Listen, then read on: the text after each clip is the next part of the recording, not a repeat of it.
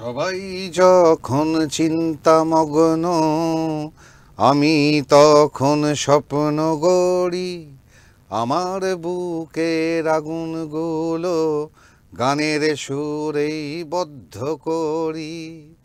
ফাগুন দিয়ে গান লিখি না, আগুন আমার কলম ধরে। জিন্সে আছে কষ্ট রাখা, প্রেম যে থাকে মনের ঘরে।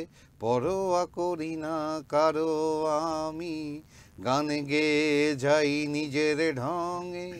ভালোবাসাটুকু আমার সম্বল, প্রেমিকে যাই নানান রঙে।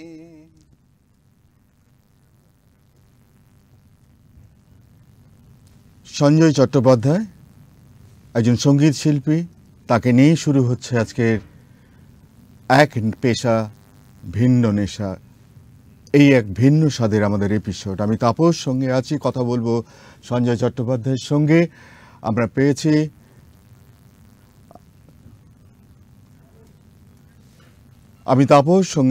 আজকে সঞ্জয় চট্টোপাধ্যায়কে। আমরা কথা বলবো তার গান নিয়ে, কথা হবে তার পেশা নিয়ে।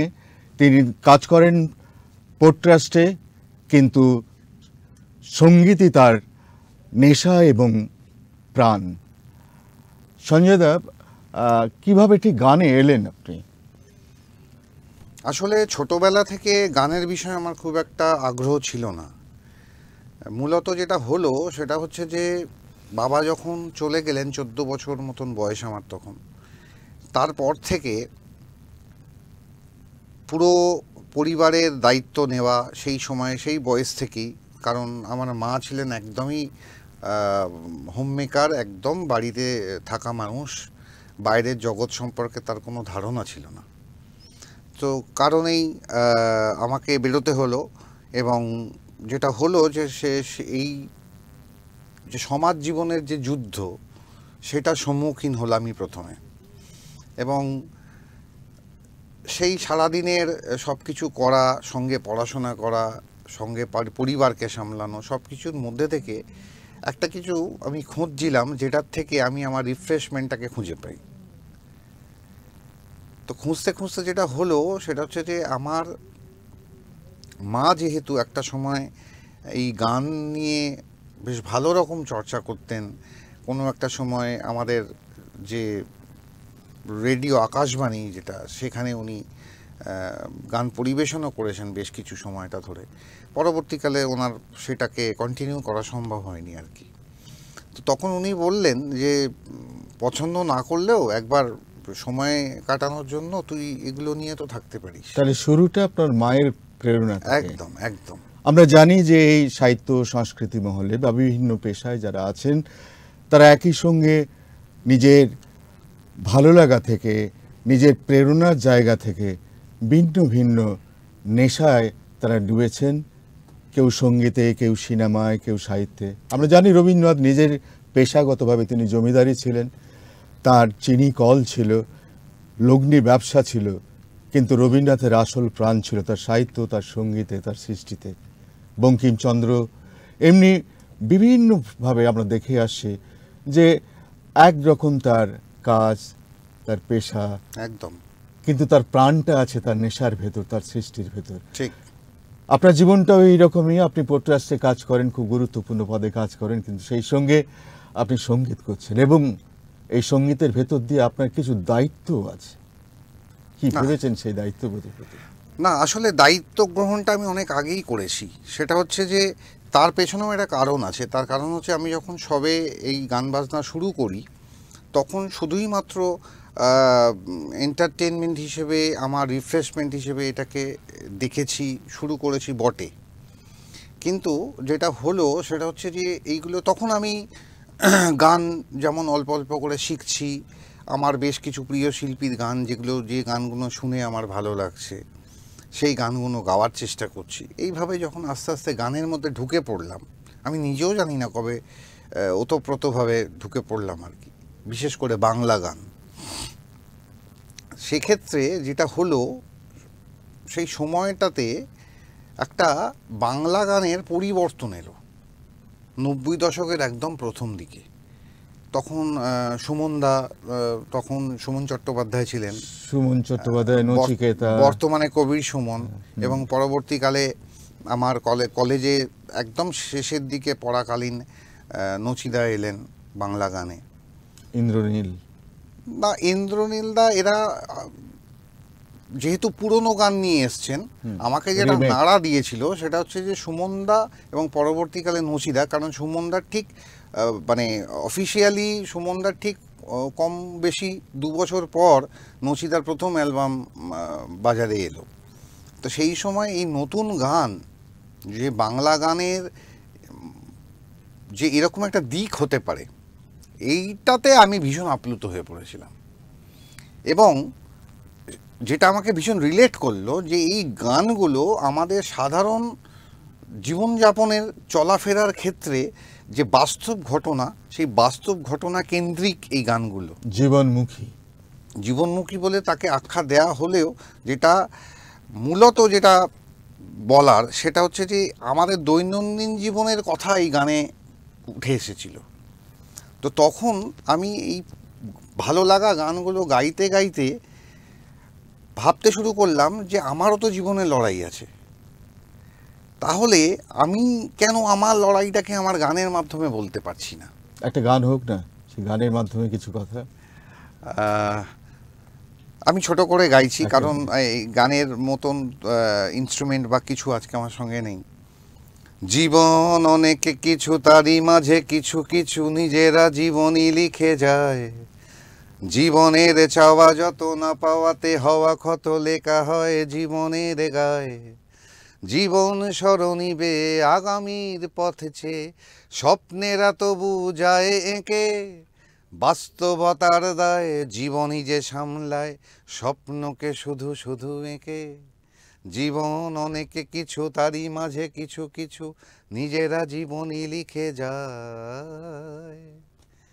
এই যে গানটা সুর করলেন, যে সময় একটা জীবনমুখী, যেহেতু প্রত্যেকটি গানই জীবনমুখী, কিন্তু সেই হৃদয়ের গহ্বর থেকে বেরিয়ে এসে মানুষের সংগ্রামে সে গানকে ছুঁল, যেটাতে আপনাকে প্রাণিত করেছে। আপনি এসছেন গানের, এবং আপনার যে গানগুলো নিশ্চয়ই আপনি নিজের লেখা এবং নিজের সুর। তো এই যে পরিপূর্ণ আপনার সৃষ্টি, সেখানে আপনার চিন্তাধারা, আপনার ভাবনা সবকিছুই প্রকাশ পাচ্ছে। চেষ্টা করি সেটা করার। তো এই ভাবনা থেকে কি বক্তব্য, কি বলছেন যে যারা শ্রোতা তাদের কাছে কি পৌঁছে দেওয়ার চেষ্টা করছে? দেখুন, আমি মানুষের গল্প বলার চেষ্টা করি। আমি আমার গানে যেমন জীবনের যুদ্ধ, সেটা শুধুমাত্র আমার নয়, সাধারণ মানুষের যে জীবন যুদ্ধ, সেটাকে আমার গানে তোলার চেষ্টা করি, তুলে ধরার চেষ্টা করি, মানুষের কাছে পৌঁছে দেওয়ার চেষ্টা করি। পাশাপাশি আমি তথা সমগ্র আমাদের সমাজের মানুষের প্রেম, ভালোবাসা, ঘৃণা, দুঃখ, বিরহ, অতীত, স্বপ্ন, এই সব কিছু নিয়ে গানের তো কোনো নির্দিষ্ট বিষয় হয় না। যে বিষয়টা মানুষের কাছে পৌঁছে দিলে সেই মানুষটা তার নিজের জীবনের সঙ্গে রিলেট করতে পারবে, এই ধরনের কিছু বিষয় নিয়ে আমি আমার গান তৈরি করার চেষ্টা করি। এবং একটা মানুষের জীবনে তো অনেক কিছু ঘটে, তার ভালোবাসা, তার দুঃখ, তার বেদনা, তার যন্ত্রণা, তার ফেলে আসা দিন, তার আগামী দিন, মানে বলতে চাইছি অতীত, বর্তমান, ভবিষ্যৎ, সব কিছু নিয়েই, এইগুলো নিয়েই। এবং পাশাপাশি আমার জীবন চলার ক্ষেত্রে যেগুলো আমি অনুভব করি বা ফেস করি, সেগুলো তো আমার গানে থাকে।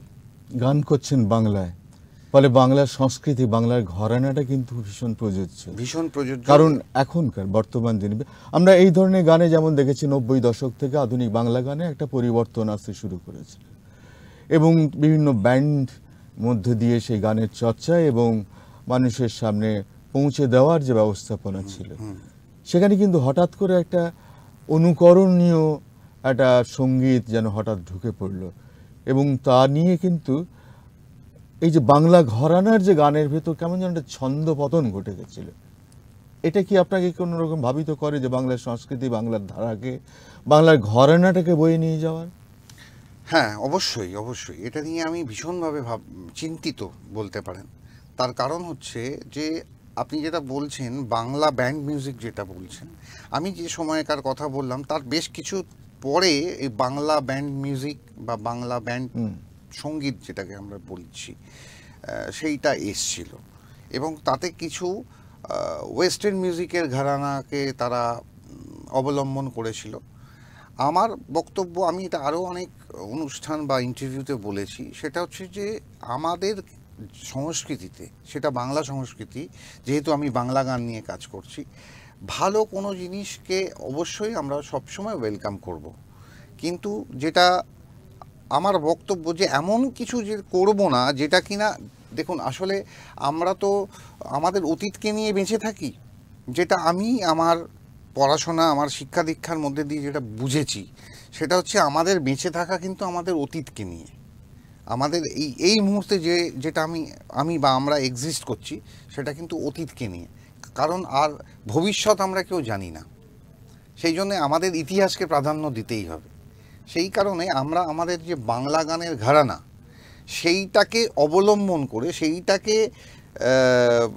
খুঁটি করে আমাদের আগামী দিনটা এগিয়ে যেতে হবে, এবং সেইখানে গিয়ে এটা তো সকলেই স্বীকার করবেন যে আজ অতীতের বাংলা গান আমাদের যা দিয়েছে, যার জন্য আমরা এখনো পর্যন্ত বিশাল ভান্ডার একটা, মানে বিশাল ভান্ডার, মানে এই সমুদ্রের থেকেও বড় বলা যায় আর কি, সেখানে আমরা এটা প্রমাণ পেয়েছি যে সেই বাংলা গান কিন্তু এখনো পর্যন্ত আজকের দিনে, আজকে নতুন জেনারেশন পর্যন্ত সেই গান শুনে আপ্লুত হয়ে পড়ে। তাহলে সেই গানের মধ্যে বা সেই ঘরানার মধ্যে নিশ্চয়ই কিছু ছিল। তো সেই ঘরানাকে নষ্ট না করে আমরা যদি সেই ঘরানাকে অবলম্বন করে আরও ভালো কিছু তৈরি করতে পারি, আমাদের বাংলা এবং আমাদের সমাজকে যদি আরও ভালো কিছু গান দিয়ে যেতে পারি, সেটা আগামী প্রজন্ম সেগুলোকে মনে রাখবে।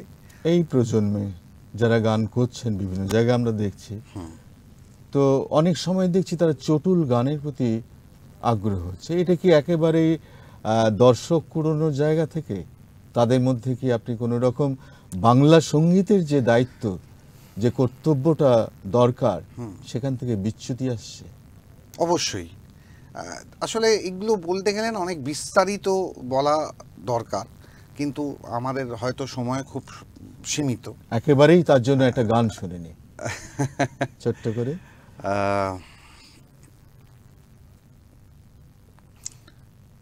আমার হাতের মুঠোয় তোমার স্বপ্নগুলো আছে, সুযোগ পেলে নিয়ে যাব কখনো তোমার কাছে, দেখবে সেই সব স্বপ্নগুলো যত্নে আছে রাখা, শুধু জীবন পথে সময় ঘড়ির পাল্টে গেছে চাকা, আমার হাতের মুঠোয় তোমার স্বপ্নগুলো আছে। আমি পুরো গান গাইছি না, কারণ আমরা তো একটা আড্ডাই দিচ্ছি, গান নিয়ে কথা হচ্ছে, নিপাট আড্ডা। এই সময়ে যে গান চর্চা হচ্ছে, একটা জিনিস একটা লক্ষ্য করবেন যে সঞ্জয় দা, যে কোথাও একটা আধুনিক গানের একটা ভ্যাকুয়াম তৈরি হয়েছে, যার জন্য কিন্তু লোকসঙ্গীত উঠে আসছে বাংলায়, যেটা হয়তো 20 বছর আগে ছিল না। এখন কিন্তু বিভিন্ন অনুষ্ঠানে বিভিন্নভাবে লোকসঙ্গীত কিন্তু ভীষণ প্রাধান্য পাচ্ছে। এর কারণ কি? যদিও লোকসঙ্গীত একটি বাংলা ঘরানা, বাঙালি সংস্কৃতি, না, লোকসঙ্গীতের আবার অনেকগুলো ভাগ আছে। হ্যাঁ, যেমন বাউল একটা লোকসঙ্গীত, আসলে বাউল তো লোকসঙ্গীত বলা ভুল, অনেক মানুষ বলে এটাকে, অ্যাকচুয়ালি বাউল তো একটা ফিলোসফি, বাউল একটা দর্শন। বাউলটাকে মেনে চলতে গেলে অনেক কিছুকে ত্যাগ করতে হবে। এইটা আমার মনে হয় যারা বাংলা গান নিয়ে কাজ করছেন তারা এইগুলো তাদের জানা দরকার, যে অতি চট করে আমরা একটা কিছু মন্তব্য করে দিই ঠিকই, কিন্তু আমার মনে হয় যে যেমন এই যেটা আপনি বলছেন ফোক নিয়ে এখন ভীষণ একটা জনপ্রিয়তার জায়গায় এসে, আসলে ফোক গানটা নতুন কিছু না, এটা কিন্তু বহু বহু বহু আগের থেকে এই ফোক গান চলে এসছে, এবং আমাদের ভারতবর্ষের, শুধুমাত্র বাংলা বলবো না, আমাদের ভারতবর্ষের লিজেন্ডারি মিউজিক কম্পোজাররা এই ফোক গান নিয়ে কাজ করেছেন, কিন্তু তাদের গুণমানটা, তাদের ইন্টেলিজেন্সটা এতটাই এক্সট্রিম পয়েন্টে যে সেইগুলোকে আমরা আমাদের আধুনিক বাংলা গানে বা আধুনিক গানে কাজে লাগিয়েছে। কিন্তু হ্যাঁ, রবীন্দ্রসঙ্গীতে বহু গানে বাউলের শুধু প্রভাব। রবীন্দ্রনাথের কথা বলবো না, আমাদের বর্তমানে আমরা যাদের শুনে বড় হয়েছি তার মধ্যে বিশেষভাবে উল্লেখযোগ্য সলিল চৌধুরী, বিশেষভাবে উল্লেখযোগ্য আর.ডি. বর্মন সাহেব, বিশেষভাবে উল্লেখযোগ্য আপনার কতজনের নাম বলবো, অনেকে অনেকে প্রচুর মানুষ আছেন যারা বাংলা গানকে একটা জায়গায় দাঁড় করিয়ে দিয়ে গেছেন। তো তারাও কিন্তু এই ফোক গান, লোকগানকে কাজে লাগিয়েছেন কিন্তু আধুনিক গানের মধ্যে, কিন্তু এত সূক্ষ্মভাবে, এত সুন্দরভাবে কাজে লাগিয়েছেন যে আমরা হয়তো ওই গানটা শোনার সময় বুঝতে পারি না যে এর মধ্যে লোকগানের কোনো কিছু ফ্র্যাগ্রেন্স রয়েছে, কিন্তু যদি সেটাকে ভেঙে দেখা যায়, ভেঙে মানুষকে দেখানো যায়, তাহলে কিন্তু সেখানে লোকসঙ্গীতের অনেক কিছু পাওয়া যাবে। মানুষের কাছে করেইছেন। হ্যাঁ, মানুষের কাছে গান পৌঁছনোর এখন মাধ্যম বদলে গেছে। এখন গ্রামাফোনে বাজে না, টেপ রেকর্ড বা রেকর্ড চালিয়ে কেউ গান শোনে না। এখন সকলের হাতে মোবাইল, এবং সেই মোবাইল ধরে বিভিন্ন জায়গায়।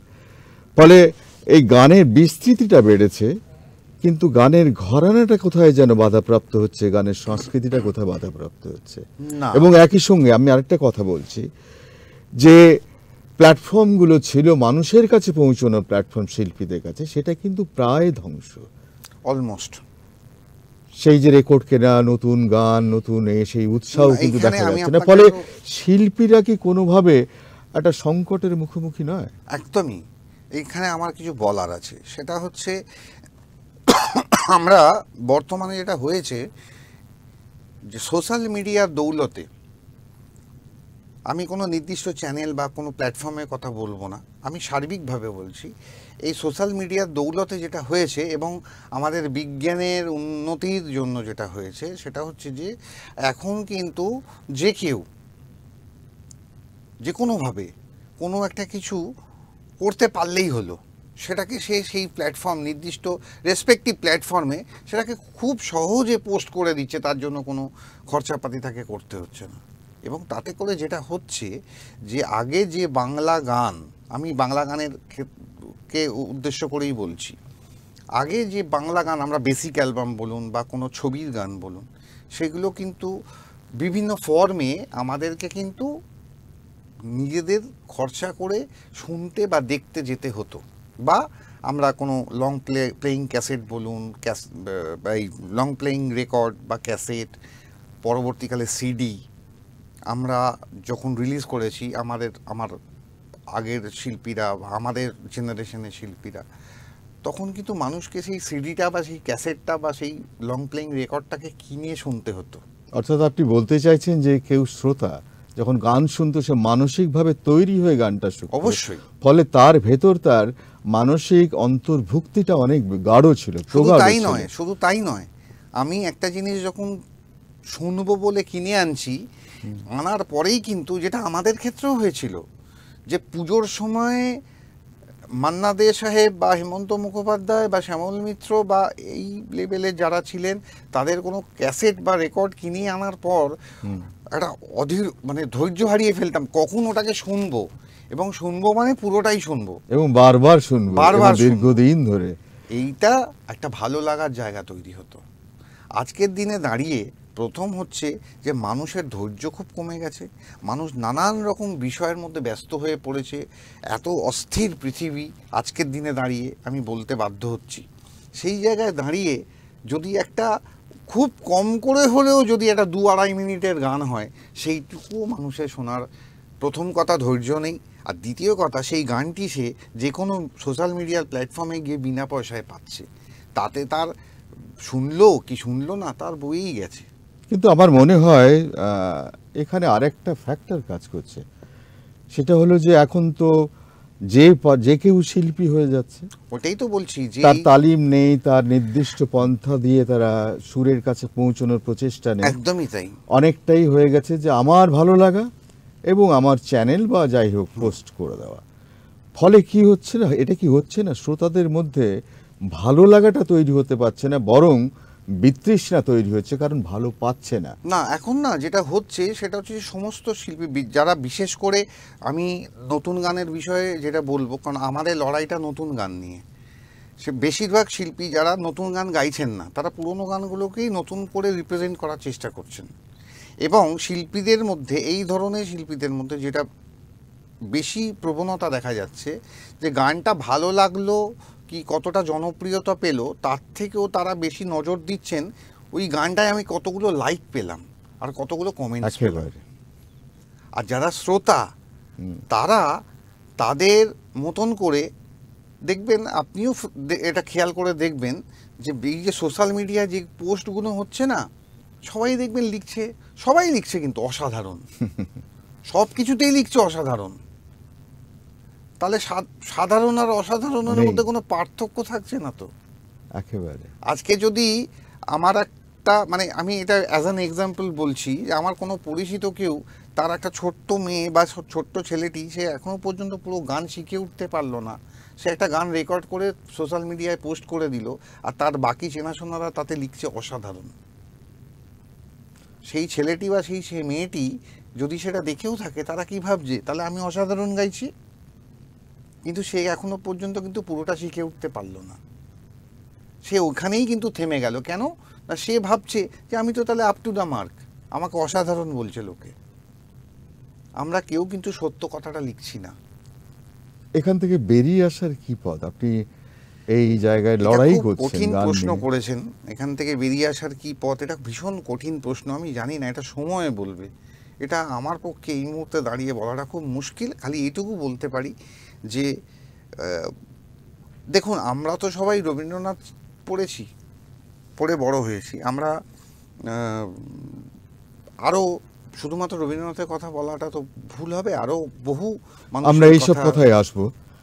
এই চর্চা আমাদের চলতেই থাকবে। আমরা শুনলাম এতক্ষণ সঞ্জয় দার কাছ থেকে অনেক কথা। তিনি গান নিয়ে চর্চা করছেন, এবং শুধু চর্চা নয়, আধুনিক বাংলা গান নিয়ে তার লড়াই। যে পুরনো ইতিহাস আমাদের আছে, যে গৌরব আছে, সেই জায়গা থেকে তার মনে হয়েছে কোথায় যেন বাংলা গান দূরে সরে যাচ্ছে। কি করে মানুষের কাছে আসা যায়, বাংলা গানের সেই ঐতিহ্যের জায়গায় আবার পৌঁছে দেয়, নতুন বাংলা গান ঐতিহ্যের কাছে পৌঁছে দেওয়া যায়, তার জন্য তার লড়াই চলবে। আমরা শুনবো আরও অনেক কথা পরবর্তী, নিশ্চয়ই আবার সময় হবে। আমরা শেষ করার আগে সঞ্জয় দার গান একবার শুনতে শুনতে যাই।